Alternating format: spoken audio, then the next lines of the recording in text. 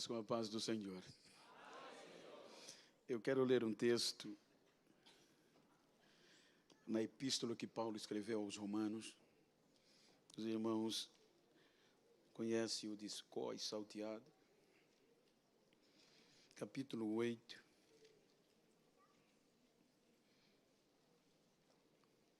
Quando Paulo fala sobre a nova vida debaixo da graça,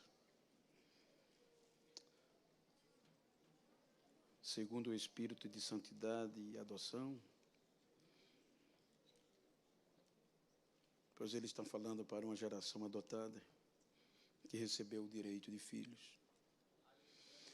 Portanto, agora, nenhuma condenação há mais para os que estão em Cristo Jesus, que não andam segundo a carne, mas segundo o Espírito. Porque a lei do Espírito de vida em Cristo Jesus me livrou da lei do pecado e da morte. Porquanto o que era impossível à lei, visto como estava enferma pela carne, Deus, enviando o seu Filho em semelhança da carne do pecado, pelo pecado condenou o pecado na carne. Amém? Queiram sentar-se, por favor. Ouvindo palavras vindas de um homem como este, a gente fica até com as bochechinhas vermelhas, dá para perceber, né? De tanta gratidão. Muito obrigado, meu amigo pastor Samuel, pastora Miriam, sua família, este coeso ministério, o qual tenho respeito, admiração, e me espelho muito na vossa submissão, no vosso comportamento. Gostaria de citar os nomes, mas quero, em nome do pastor Samuel, da pastora, externar a minha gratidão a todos vocês e a esta gloriosa igreja. Muito obrigado por, mais uma vez, me dar a oportunidade de estar aqui. O privilégio meu é muito maior, pois eu sei que vocês são mais... Aqui está a soberania. Eu sou só servo. Quero agradecer ao pastor Beto pelo cuidado, carinho dos contatos, presbítero Denis com a Andréia, pela receptividade. Muito obrigado. Queridos, obviamente que a proposta é renovação. E eu costumo dizer, geralmente, que renovação é naquilo que já existe. O que não existe é criação. Mas o que existe deteriorou-se e tem que ser renovado. Então, nesta noite, eu não vou usar questões, vamos dizer, emotivas, questões de promessas seculares, materiais, mas eu quero me deter no maior e o mais contundente motivo para você continuar de pé e perseverando. Independente do embate, independente da colisão, independente do desgaste, eu quero mostrar, através desta história, que nós não temos mais como parar. Quando nós lemos o texto, obviamente, e todo o contexto desta epístola, quando Paulo está escrevendo a uma igreja no império, na capital do império, uma igreja perseguida, uma igreja que, com tantas as dificuldades, na maioria gentia, de pessoas como nós, que não tinham direito à aliança com Israel e que estavam congregando não de forma como nós congregamos, mas muitas vezes escondidos, muitas vezes cantando um hino, lendo uma palavra, aprendendo sobre uma pressão psicológica, uma pressão tamanha de em todos os lados, mas mesmo assim eles não desistiam. Os irmãos hão de convir que a epístola aos Romanos, segundo alguns historiadores, alguns homens importantes da história, como Lutero, eles dizem que se só esta carta fosse escrita já era suficiente para que nós não desistíssemos, tendo em vista o conteúdo em relação à salvação e à graça de Deus. Se nós analisarmos o contexto, os irmãos observam que Paulo vai estimular os irmãos, esses irmãos que tinham motivos de sobra, gentios, para desistir e não perseverar. Mas se nós começarmos a ler, Paulo vai enaltecer a fé, o amor e a unidade daqueles irmãos, tendo em vista que eles estavam extravasados de uma alegria tamanha que eles estavam menosprezando a supremacia dos judeus. Então é quando Paulo vai mostrar a eles, louva a Deus pelo este amor, pela fé e a unidade, o quanto custou caro e que Deus, mesmo assim, nos colocou por meio da graça junto com Israel.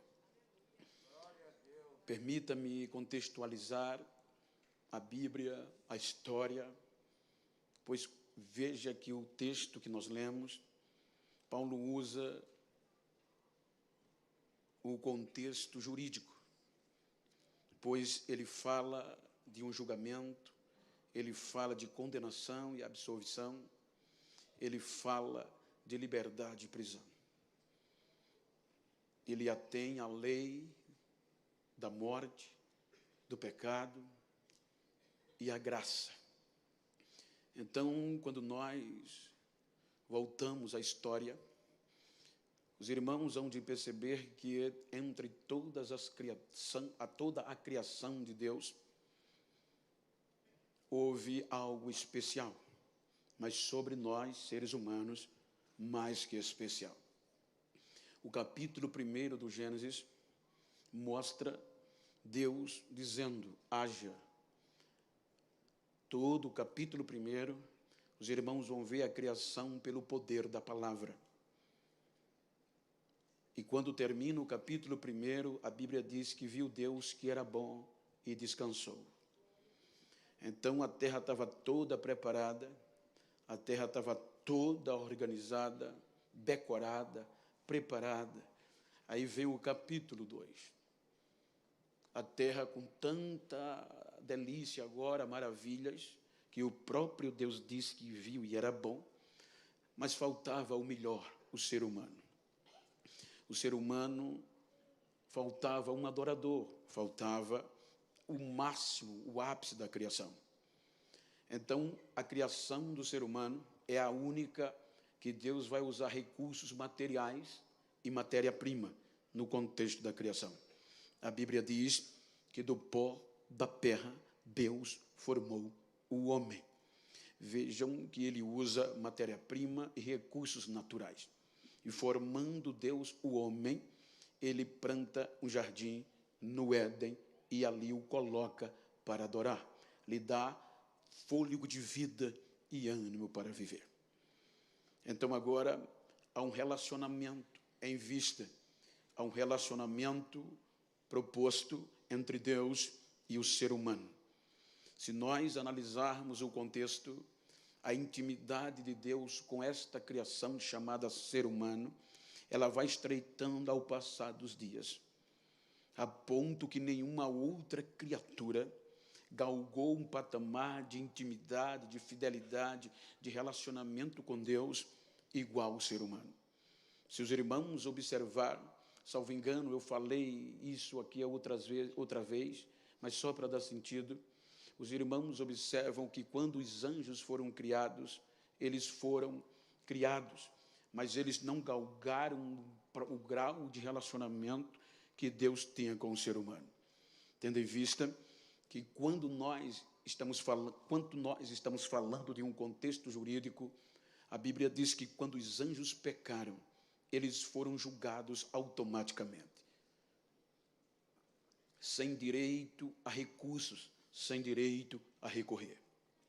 Mas agora Deus forma o homem e o coloca no jardim. E aqui Deus estabelece uma lei, uma regra que não poderia ser violada. Se nós lermos a Bíblia, diz o texto que Deus dispôs ao homem toda a criação, inclusive a terra. Deus deu ordem à terra para cuidar, suprir o homem em todos os aspectos. Então diz Deus que de todas as árvores do jardim você pode comer. Aí vem a regra, aí vem a lei, exceto a árvore do meio do jardim, a árvore do conhecimento do bem e do mal. Ali estava a lei, ali estava a regra. A Bíblia fala que o homem, o ser humano, vai desenvolvendo cada vez mais o relacionamento, a ponto que Deus entrega a ele todas as demais criações. Por exemplo, Deus chama-o para uma conversa e diz a ele: coloca o nome aí nisto que eu criei. Vejam que não foi Deus que deu nome à criação, mas o homem. A Bíblia fala, e obviamente antes da criação, que Deus chamou águas, os montões de mares, poção seca, de terra. Mas no contexto vida, Deus deu direito ao homem. Então a Bíblia diz que tudo quanto o homem nomeou, assim foi.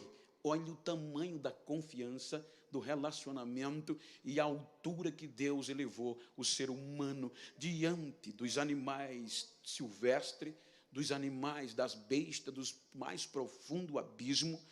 Tudo Deus submeteu ao homem. Então, este relacionamento estreita, este relacionamento é tamanho que, se os irmãos perceber, a Bíblia fala que quando Deus descia para o culto, para o jardim, para a igreja, nem precisava o homem o ver, já percebia pelo barulho de seus pés. Ora, quando nós podemos identificar alguém pelo barulho dos passos, não precisa dizer mais nada. A gente tem um relacionamento íntimo. Por exemplo, se eu pegar o meu celular aqui, se eu ligar para o pastor Júlio, eu não vou saber como ele vai me responder. Mas se eu ligar para minha esposa, eu já sei como ela vai dizer: oi, meu bem. Isso eu já sei de cor, por conta do relacionamento que a gente tem. Então havia um relacionamento estreito entre Deus e o homem. Portanto, os irmãos hão de convir que a Bíblia disse que o mal, Satanás, vem para dialogar com Eva. E no diálogo, ele vai propor o mesmo motivo que o derrubou, que o cortou do relacionamento com Deus. Então, ele pergunta: foi assim que Deus falou, que de toda árvore, ou que vocês não podem comer da árvore do jardim? Olha o contexto geral. A Bíblia diz que Deus é tão bom que toda árvore do jardim era boa de se comer e boa e linda de se ver. Então, a única que era a lei e a regra, aí a mulher diz: não, ele diz que de todas as árvores a gente pode comer, mas menos a do meio do jardim, que é o conhecimento do bem e do mal. Então, Satanás responde dizendo: não, não é assim, porque vocês não morrerão se comer. Deus disse que morreria, mas não é. Mas qual é o motivo? Aí Satanás diz: é porque ele sabe que no dia que vocês comer, serão iguais a ele. E se nós analisarmos, Lúcifer foi expulso, foi extinto do céu, a terça parte de anjo, por este princípio: subirei e serei igual ao Altíssimo.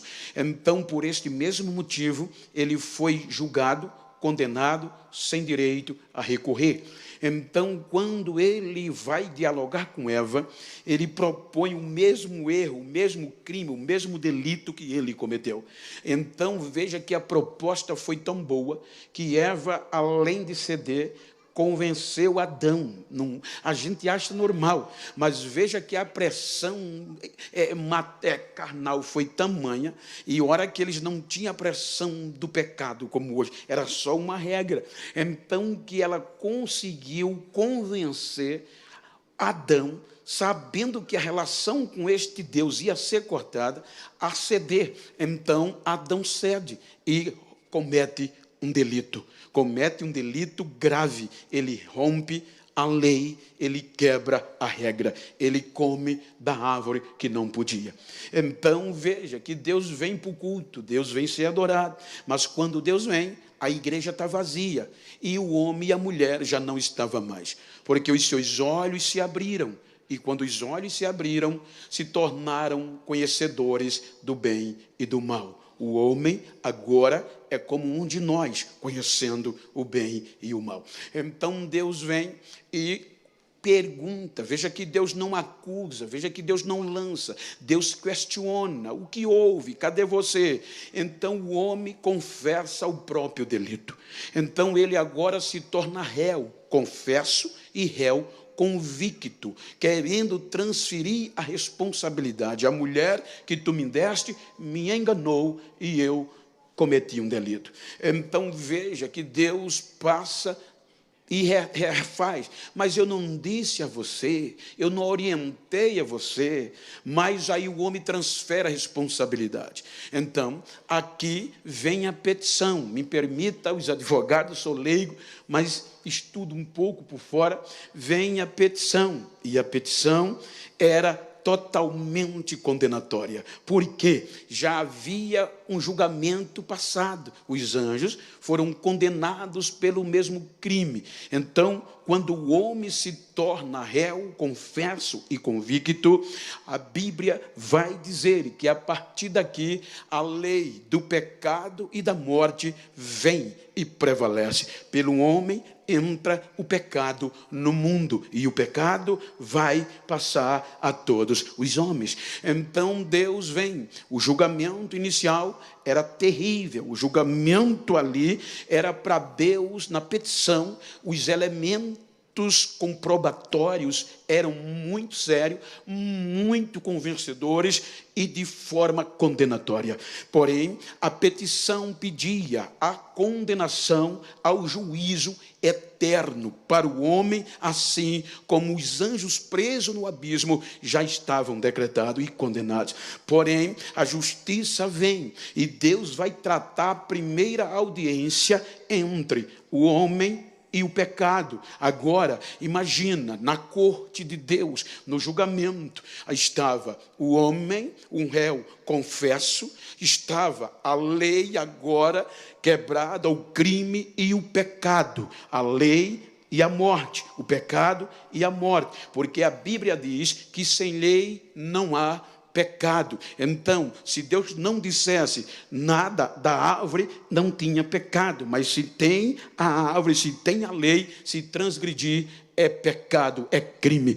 Então, na primeira audiência, pecado, a lei, a morte e o homem, e o Deus poderoso. E a petição mera infringiu, é delitoso, ele cometeu crime, tem que ser condenado.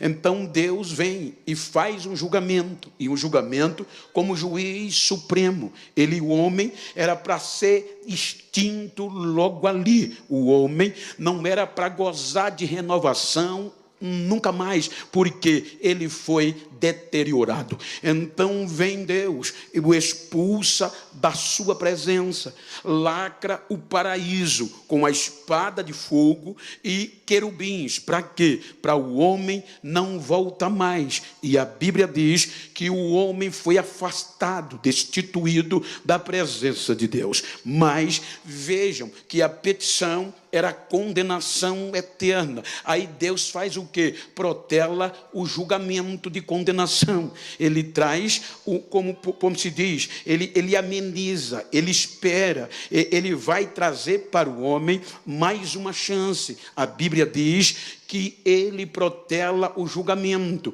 ele adia o julgamento da condenação, para não desistir do homem, por meio de algo chamado graça, favor que ele não merecia. Então o homem vai desenvolver-se, o homem vai buscar a sua própria vida. Ele agora não vai mais gozar do privilégio da terra, o sustentar, mas agora ele vai ter que trabalhar com o suor do seu próprio rosto para se alimentar. Olha só para você ter uma ideia do dano. Quando vem Enos, a Bíblia diz que houve um princípio de reação. Está escrito, nos dias de Enos voltaram a buscar o Senhor, mas a lei do pecado e da morte prevaleceu sobre eles. Aí vem o capítulo 6 do Gênesis. Então vem uma nova audiência. Para quê? Para Deus ver se o homem havia melhorado, se o homem havia se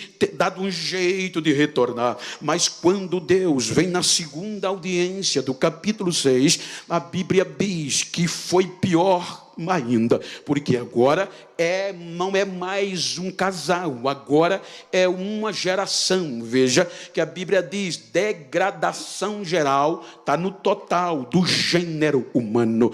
Ninguém escapou da lei da morte e do pecado. Portanto, o julgamento tinha que ser ali daquela geração. O ser humano, a nossa história era para acabar ali, deteriorado no todo, não era para ter renovação.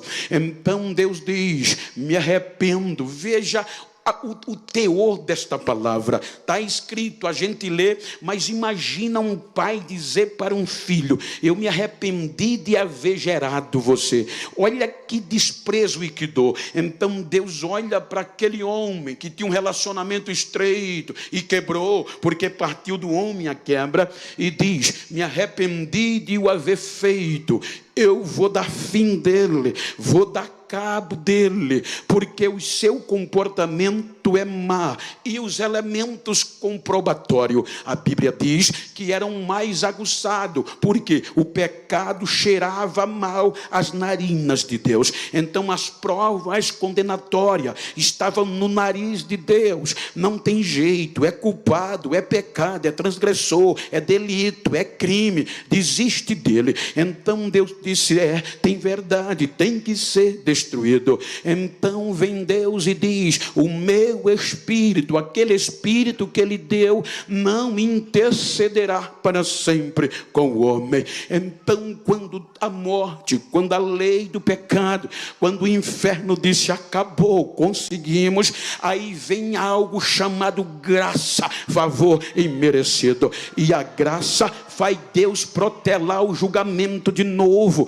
porque vem a condenação, vem o dilúvio, e mais Deus diz que Noé achou graça aos olhos de Deus. Veja que pela graça ele não era perfeito, porque graça é favor que não merece, mas Deus diz, vou preservar, vou protelar, vou dar mais oportunidade para ele se renovar. Aí vem o dilúvio, capítulo 6 e 7, passa o tempo, toda a terra é coberta pelas águas, a destruição vem, mas o homem como principal, e os animais são preservados. Então vem o capítulo 8, passam meses, passa um ano e pouco, aí diz a Bíblia, lembrou Deus de Noé. Quando Deus lembra de Noé, ele manda as águas baixarem de novo, pela segunda vez. A primeira foi quando as águas minguaram na criação.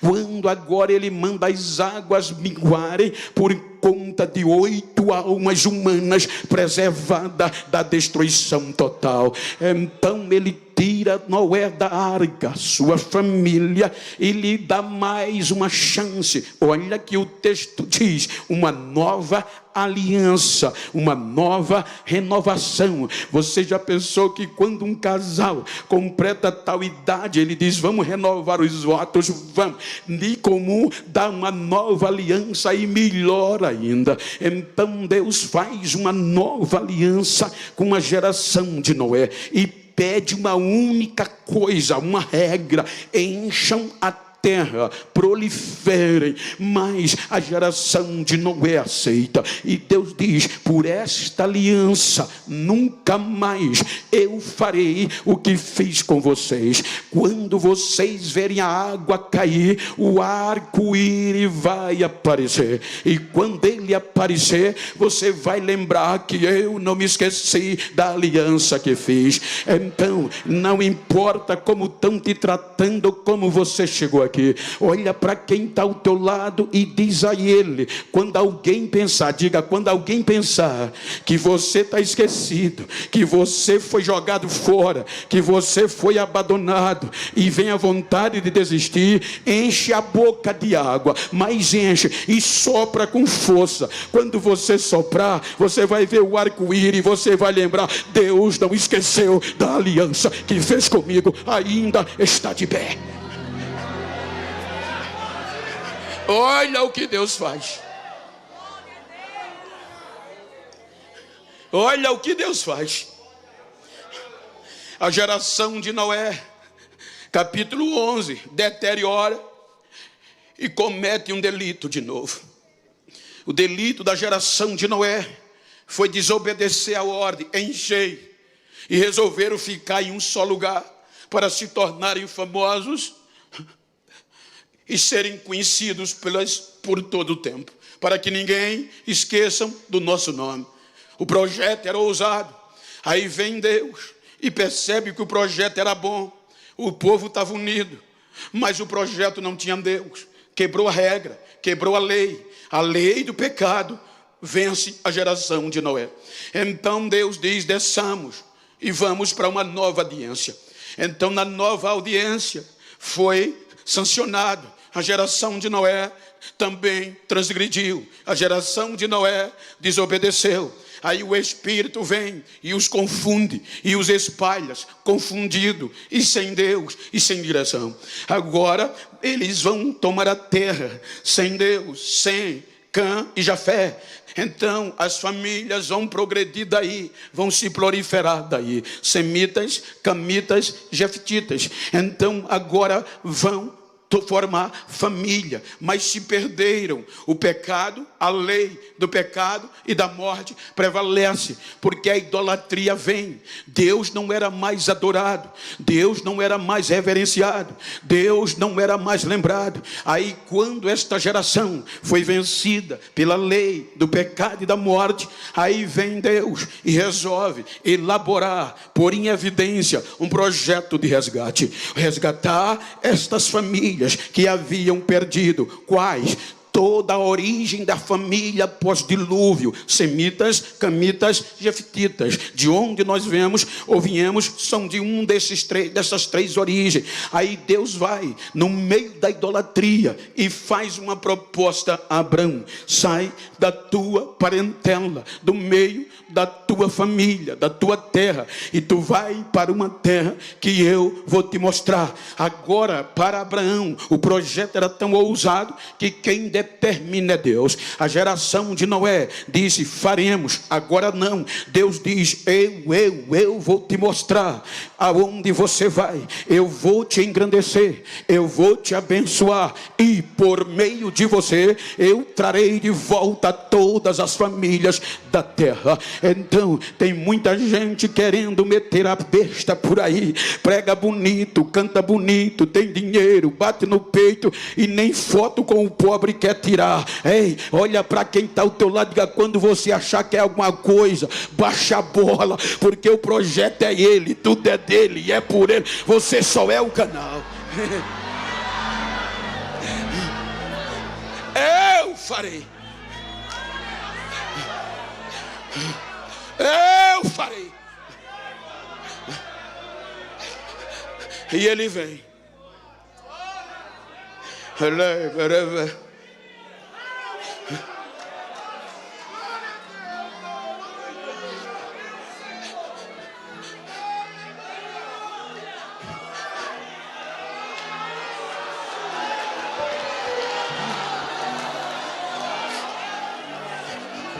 Por meio de Abraão,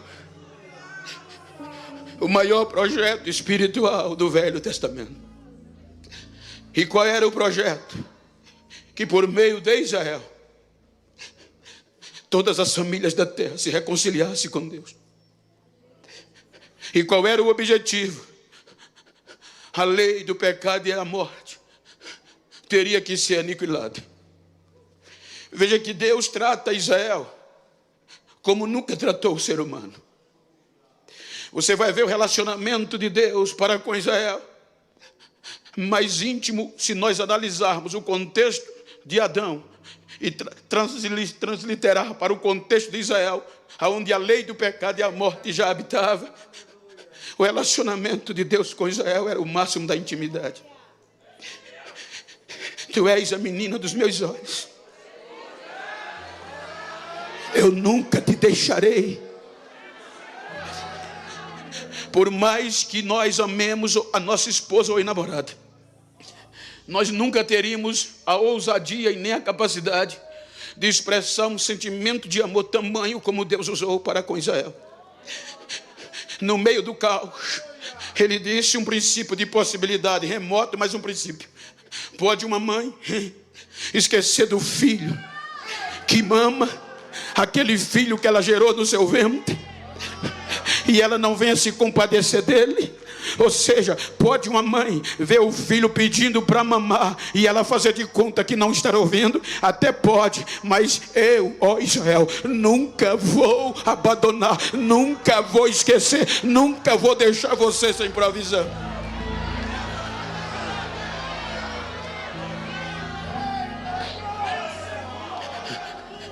Israel é o único povo que recebe princípio de aproximação a Deus. Veja que em todo o planeta Terra, só Israel tinha esse Deus. Deus lhe dá sacerdote, Deus lhe dá rituais de santidade, e para melhorar, Deus faz uma nova aliança. Uma aliança com sangue de animais puro, para aniquilar, para cobrir a lei do pecado e a morte. Para cobrir a lei do pecado e da morte. Vejam que Israel tinha um intercessor que ele uma vez por ano entrava no santuário e por meio do incenso subia em cheiro a Deus. E agora aquele incenso estava substituindo, estava cobrindo aquela acusação do pecado da geração de Adão, que cheirava mal às narinas de Deus. Agora só Israel produzia um incenso que cheirava como um cheiro suave às narinas de Deus. Quando o cheiro chegava no céu, adiava o julgamento, porque era bom, e Deus descia na terra e a glória cobria Israel.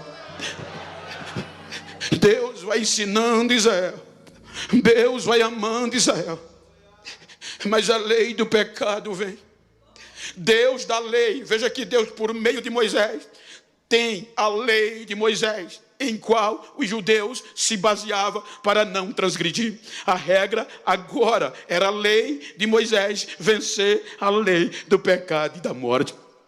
Mas a lei de Moisés, baseada no sangue de animais, com base na prata e no ouro, não foi suficiente para vencer a lei do pecado e da morte.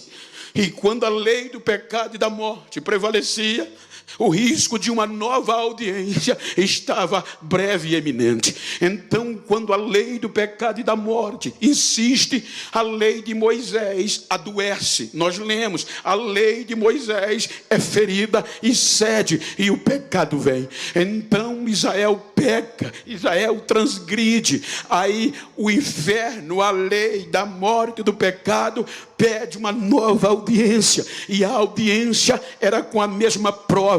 O incenso não subia, mas o pecado subia. Aí Deus manda Isaías para protelar a audiência. Isaías, o povo está me honrando com os lábios, mas o coração está longe de mim. Isaías, diga a este povo que volte a mim, e eu voltarei a ele. Isaías, diga que eu não me esqueci deles. Se eu operar, Isaías, ninguém vai poder impedir. Diga a eles que eu estendo as minhas mãos, os meus ouvidos estão atentos e os meus olhos, diga que volte. Mas Israel não quis voltar. O pecado chega, aí a audiência vem, O único meio, o único projeto de alcançar o ser humano foi afetado pela lei do pecado e da morte. Olha o investimento de Deus. Aí a audiência foi protelada. Deus manda Jeremias, mas Israel não vem. Então a petição vem, condenação, já tem jurisdição, é o mesmo crime, porque o Senhor está adiando. Aí Deus diz: vou puni-los para ficar sem justiça, e mandou Israel para o cativeiro. Adiou o julgamento. Ele trouxe umas sanções comunitárias, se fosse usar o termo hoje. Ele vai cumprir um período de 70 anos no cativeiro.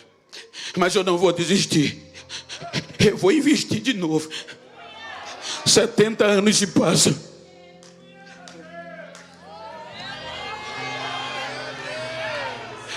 Quando a lei do pecado e da morte achava que a condenação já era certa, aí Deus vai buscar Israel de volta. Mas Israel volta e não é mais o mesmo. Aí Deus usa o profeta Ageu para estimular e dizer: recomecem. Em outras palavras, eu estou disposto a renovar vocês. Veja que Israel foi deteriorado. Quem via dizia: não tem mais jeito, precisava ser renovado. Aí Deus diz: recomecem, que eu vou renovar vocês. Eu prometo a vocês que a glória da segunda casa vai ser primeiro. A glória do recomeço vai ser maior do que quando era. Recomecem. Israel recomeça, mas não consegue vencer a lei do pecado e da morte. Ei, Bereva. Se você olhar a mensagem de Malaquias, Zacarias, é só reclamação. Como foi dito aqui, porque até as ofertas que eles davam era desobediência, porque agora eles não traziam mais ofertas perfeitas, com excelência. Agora era animal aleijado e cego. E quando Deus reclamava, eles diziam: e por que Deus está bravo com a gente? Aí Deus diz por meio do profeta: vocês dizem que eu estou zangado com vocês, mas vocês dizem que um pai merece respeito e o seu senhor merece honra. O pai merece honra, o senhor respeito. Então, se eu sou pai, onde está o meu respeito? Se eu sou senhor, onde está a minha honra? As ofertas que vocês estão trazendo são de animais cegos e aleijados. Vocês estão dando oferta melhor para o governador de vocês do que a mim. Vá oferecer o que vocês oferecem a mim ao governador, ver se ele quer. Mas Israel não melhorou. Aí agora vem o julgamento, o silêncio. Veja que aqui Deus se cala. Os elementos comprobatórios eram tão fortes da nossa condenação, porque o único projeto agora que Deus levantou de forma espiritual para nos reconciliar com Ele, a lei do pecado e da morte venceu. Aí Deus disse: vou me calar, não tem mais jeito. Eu não vou mais mandar profetas. Eu não vou mais investir com visões nem com sonhos. Eu vou me calar. Eu vou levá-los a juízo.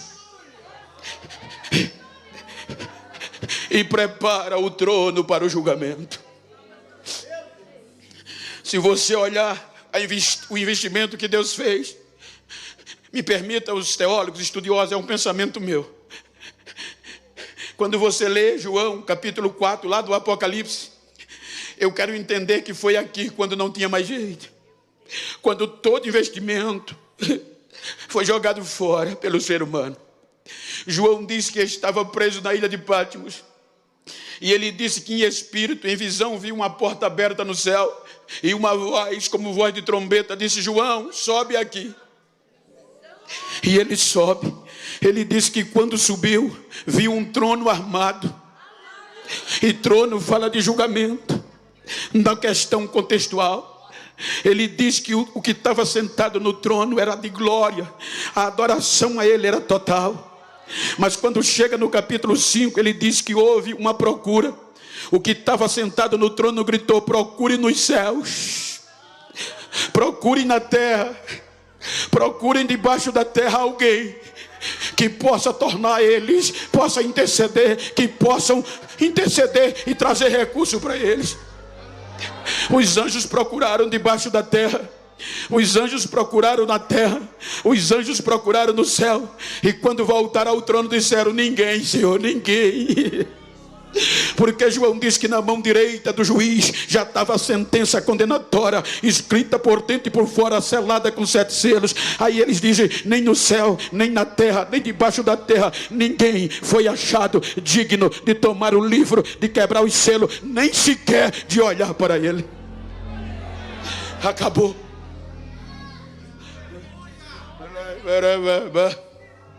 Me permita fazer uma recapitulação. Possivelmente você já, mas só eu estou falando do preço desta, que nós não temos motivos para desistir. Se você olhar o protelar do julgamento, a gente se assusta, porque a Bíblia diz que pelo homem entrou o pecado, e o pecado passou a todos, pela lei do pecado e da morte. Então veja que pelo Adão era para a gente ser destruído, mas a Bíblia diz que Adão gerou Sete, e Sete gerou Enos. No dia de Enos houve um recomeço, invocar o nome do Senhor. Mas a lei do pecado e da morte vem e vence. Mas a Bíblia diz que Enos gera Cainã. Cainã, esse investimento de Deus no recomeço do ser humano, na renovação. Enos gera Cainã, Cainã Malalael, e a lei do pecado vence. Malalael gera Jared, Jared gera Enoque, Enoque a Metusalém, Metusalém a Lameque, Lameque a Noé, Noé sem Caim a Jafé, e a lei do pecado vence um por um. Vem o dilúvio, depois do dilúvio Deus não desiste, pega o filho de Noé chamado Sem e diz: ele vai conseguir. Aí a lei venceu, a lei do pecado e da morte. Sem gerar Fajade, Fajade gera Elá, Elá gera Éber, Éber gera Reu, Geu gera Peleg, Peleg gera Serug, Serug gera Naó, Naó gera Terá, e Terá a Abraão. Aí Deus diz: vou intervir, vou protelar, e ele vai conseguir por meio de Israel. Abraão gera Isaac, Isaac a Jacó, Jacó gera Rubem, Simeão, Levi, Judá, Zebulon, Gade, Assé, Naftali, Dan, José e a Benjamim. Aí Deus diz: vou pegar Judá, e ele vai conseguir. Judá gera Perez, Perez gera Esrom, Esrom gera Aram, Aram a Aminadab, Aminadab Naasson. Tudo, e Deus protelando Naasson a Salmão, Salmão a Boaz, Boaz a Obed, Obed a Jessé, Jessé a Davi. Aí diz Deus: achei um segundo o meu coração, agora vai. A Bíblia diz que Davi gera Salomão, porque a lei do pecado e da morte venceu a Davi. Davi gera Salomão, Salomão a Roboão, Roboão gera Abias, Abias gera Asa, Asa Jeosafá, Jeosafá gera Jorão, Jorão gera Uzia, Uzia Jotão, Jotão gera Acais, e Acais Ezequias, Ezequias Manassés, Manassés a Zogia, Josias a Amon, e Amon a Jeconias. E Deus protelando já vai para o cativeiro. Acabou. Aí Deus protela o julgamento, 70 anos. Aí diz Mateus: depois do cativeiro, Salatiel gerou a Zorobabel, Zorobabel gerou a Abiúde, Abiúde gerou Eliaquim, Eliaquim gerou Azó, Azó gerou a Zadok, Zadok gerou Aquim, Aquim gerou Eliúde, Eliúde gerou a Matã, Matã gerou a Jacó, Jacó gerou a José, que foi marido de Maria quando não tinha mais recurso, e no ventre de Maria, e no ventre de Maria, e no ventre de Maria.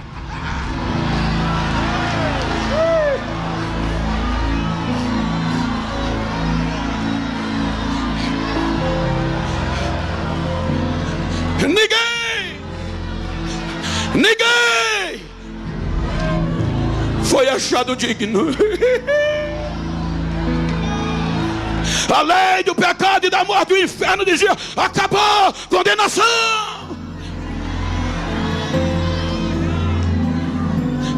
Aí Paulo aos Filipenses diz: pensamento meu, com base em Filipenses 2, quando Paulo fala que o nosso sentimento tem que ser o mesmo que houve em Cristo Jesus. Aí surge uma voz, quando o trono já estava pronto, quando a condenação já estava explícita, quando ninguém foi digno, a condenação veio, e a sentença era a morte eterna para todos os seres humanos. Porque já havia uma jurisdição, porque o julgamento dos anjos foi sem recurso e sem recorrer. Agora Deus protela tudo isso. E quando recursos parece que está acabado, aí surge uma voz: eu vou, Pai.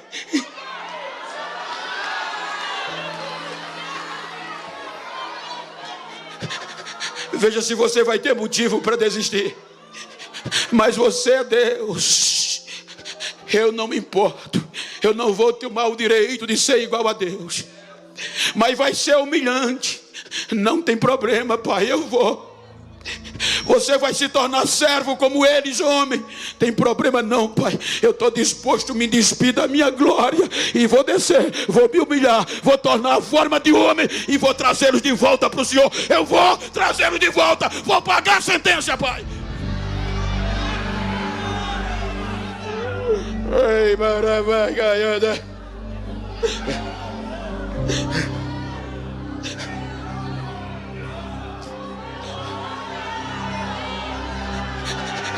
Olha para quem está ao teu lado e diga: foi o último recurso. Por causa de você, ele se despiu da sua glória, tomou a forma de homem e desceu para pagar a minha culpa e a sua, para ser condenado por causa de mim e de você.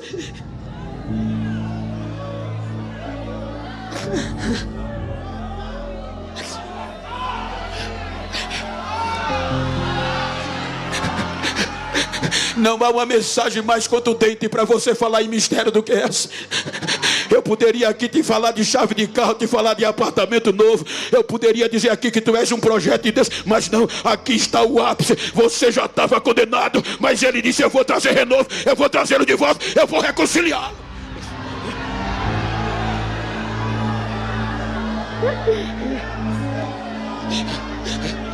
Por isso que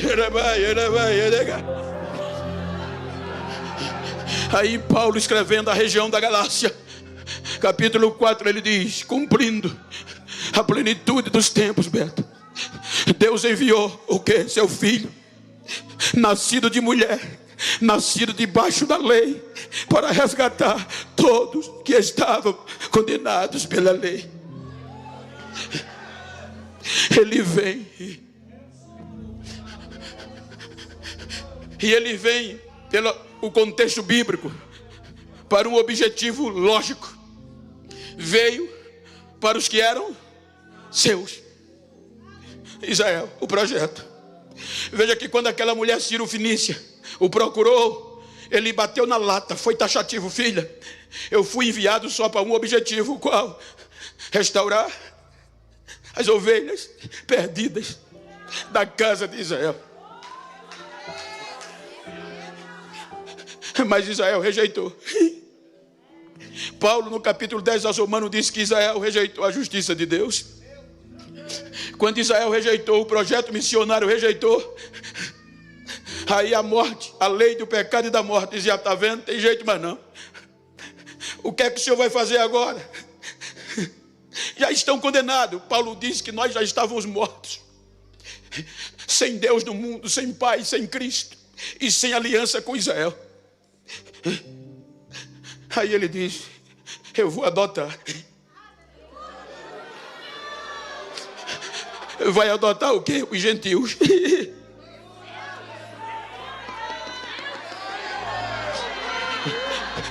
Aí a lei do pecado e da morte diz: mas para adotar tem burocracia e tem um alto preço.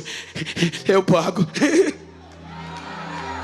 E há quem diga que os adotados, muita maioria, em muitos casos, é mais amado do que os próprios filhos. Os amados são tratados com mais xodó, os adotados. Israel rejeitou. O massacre, em síntese, o leva à cruz. Veja que o princípio da condenação era fatal, porque a condenação era minha, era sua. Então eles usaram o quê? O princípio da lei do pecado, porque eles usaram o princípio de Deuteronômio 21, 22 e 23. Olha o que está escrito lá: se alguém entre vocês, isso foi Deus falando, cometer pecado e vocês o crucificarem, o corpo dele tem que ser tirado da cruz no mesmo dia, porque ele é maldito de Deus. E sendo ele maldito de Deus, se não tirar o corpo, a terra de vocês será maldita. Então o princípio lógico, segundo a religião, segundo a lei de Moisés, era que todo aquele que fosse crucificado, e para a religião, para o inferno, ele cometeu pecado. Por isso que o crucificaram, porque o tinham como pecador, transgressor, insurgente, perturbador da ordem pública. Então disseram, está na lei, vamos torná-lo maldito. Então crucificam como que fosse pecador. Usaram o contexto regente, a lei romana. Crucificação é o ápice da humilhação.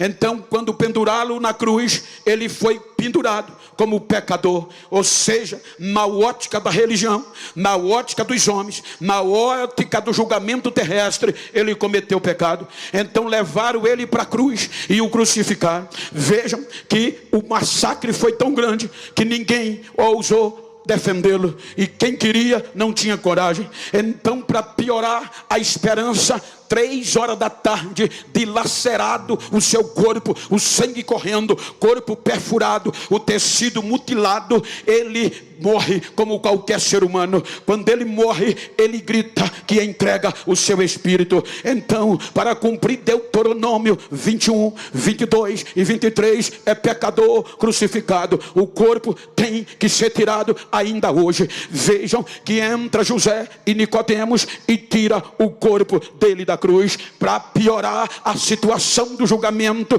o sepultam e fecham o sepulcro com a pedra, como qualquer ser humano.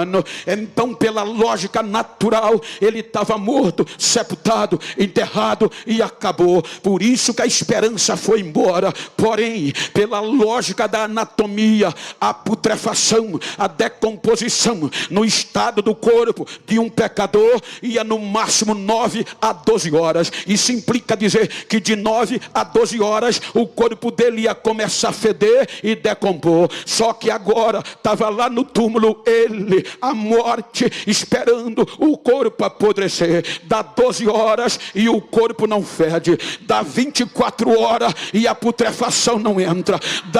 Vai passando. Dá 30 horas e a putrefação não chega. Vai chegando o terceiro dia, vai chegando 72 horas e a putrefação não chega. Aí a morte não entende. A morte diz: o que é que está acontecendo? Ele não está fedendo, eu já o matei e o corpo está do mesmo jeito. Pecado, vem cá, o que é que está acontecendo? Porque só tem decomposição se tiver pecado, porque o salário do pecado é a morte e a decomposição, mas ele está intacto, ele não está apodrecendo. Aí o pecado diz: é que em tudo eu o tentei, mas ele não cedeu, ele venceu, eu não consegui entrar, eu não consegui. Aí Deus diz: ele está limpo, tá? Então sai morte, sai pecado, sai inferno, volta a viver.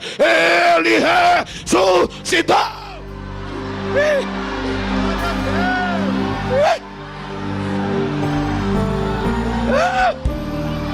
Olha para quem está ao teu lado e diga: vou sair renovado. Ele está vivo, ele está vivo, ele está vivo, ele está vivo.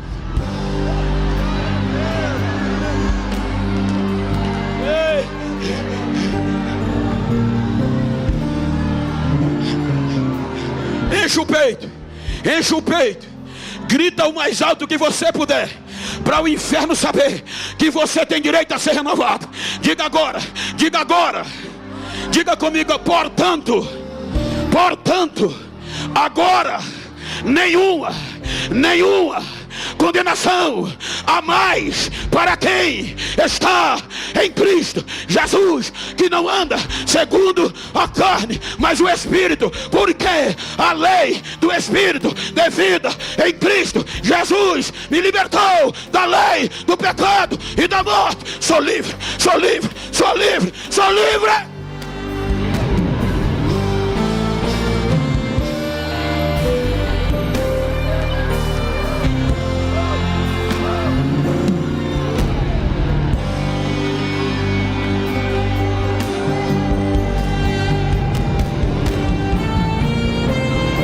Olha o que Paulo diz.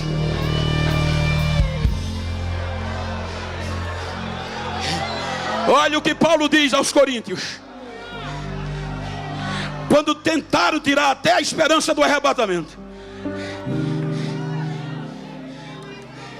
Aí Paulo diz, irmãos, capítulo 15 de Coríntios: se Cristo não ressuscitou, em vão é a nossa fé.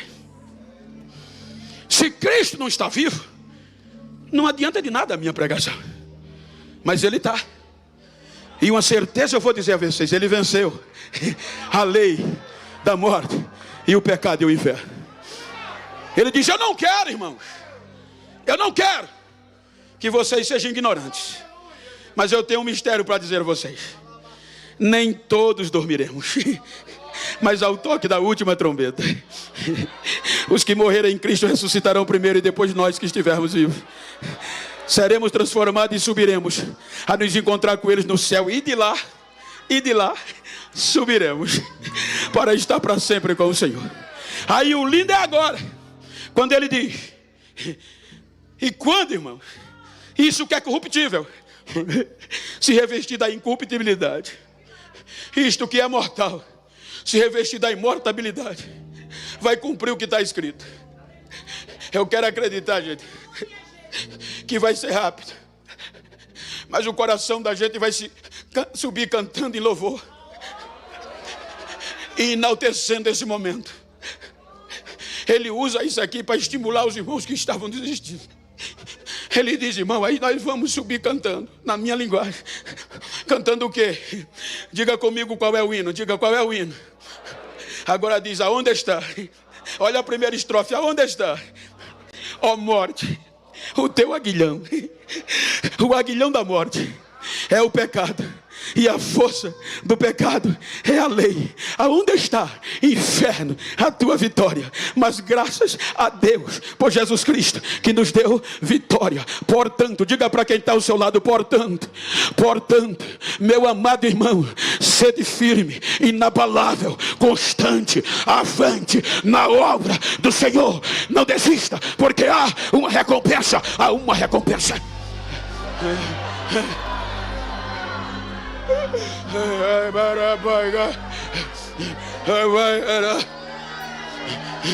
Agora o bonito, lembra que no Gênesis 6:3 o Espírito de Deus foi tirado do homem? Está escrito lá. Ele está falando do Espírito, mas na inferência, o Espírito do homem não é nada sem o Espírito de Deus. Todos de Israel, todos os recursos usados, o Espírito Santo não veio mais. Vinha especificamente e voltava. Agora, a lei do pecado e da morte vencidos. Aí Paulo escreve aos Gálatas, capítulo 4. Diz: irmão, vocês agora são filhos pela adoção. Isso para gentil. Vocês receberam a adoção de filhos. E se vocês agora são filhos, Deus enviou o Espírito de Cristo, seu Filho, para vocês. Então agora vocês são filhos, são herdeiros de Deus. Aproveite, goze esse tempo. Aí Paulo diz aos Romanos 11:25: porque Deus endureceu a Israel por um pouco de tempo. Para quê? Para vocês entrarem, e enquanto não cumprir a plenitude dos gentios, Israel vai estar parado. Mas vocês, a vez é de vocês. Enquanto a trombeta não tocar, aproveite, pule, cante, levante a mão, adore, receba renovação. Pastor Mark, tem quem me diga: Bento, para de pular. Bento, prega devagar. Bento, não estimula tanto. É Bíblia, e se eu tenho direito, eu vou aproveitar. Não pense que eu só pulo aqui, não. Eu pulo no banheiro, eu pulo na sala, eu pulo no quintal. Eu adoro, porque eu sou filho. Vou aproveitar. Quem é filho, quem tem direito, levanta e adora.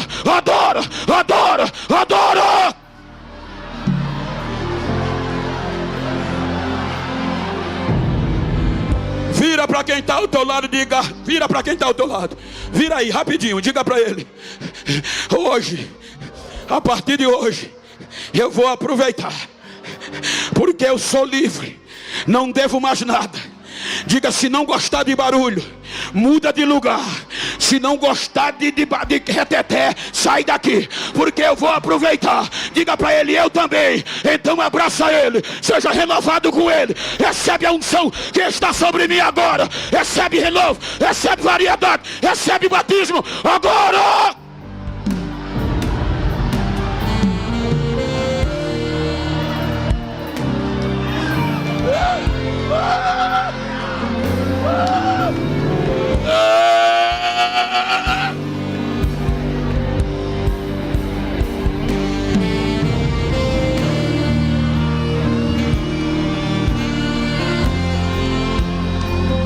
Sabe qual é a onda agora? Sabe o que estão dizendo? A igreja está diminuindo. Lá fora a onda é essa, mas aqui dentro está crescendo. Estão dizendo: a igreja de hoje não é mais como adiante. Está fria lá fora, aqui dentro o fogo pega.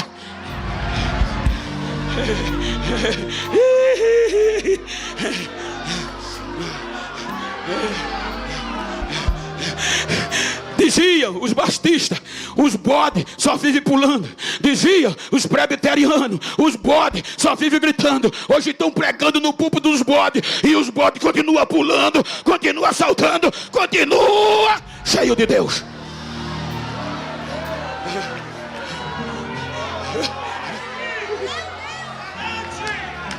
Não devo mais nada. Diga para quem está ao seu lado: estou livre. Diga para ele: você pode ter chegado só aos cacos, mas tem direito à renovação. Então abraça ele, abraça ela aí, mas abraça mesmo. Talvez ele chegou aqui querendo desistir. Talvez ela chegou aqui querendo ser ferida, descartada. Mas diga para ela: já foi pago. Ele venceu, ele venceu, ele venceu. Você está livre. Então deixa eu ouvir o barulho de línguas estranhas. Deixa. É renovação. Deixa eu ver Jesus batizar aqui agora. Espírito Santo, Jesus, batiza agora, setente, renova agora. Deixa eu ouvir novas línguas estranhas. Distribui variedade de língua agora. Ei. Eu vou dizer como diz os pregadores: tenha 3 segundos para adorar. Agora!